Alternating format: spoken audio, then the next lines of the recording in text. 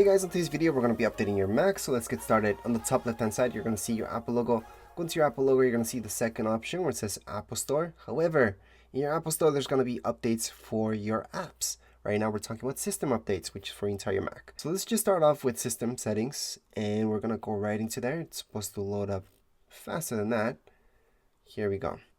So right now you're going to see software update available. That's your second option. However, if you don't see that, go on the top, go into search, and just type in update. Once you type in update, just select this option, software update, and you're going to see any updates coming in. So this is the latest update. And if you click on more information, you're going to see what it's all about.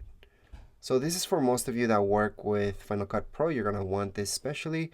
Let's just click on update now. It's going to download. It's going to be really fast. Your Mac, it's not going to restart. It's not going to ask you for your Apple ID. Nothing like that.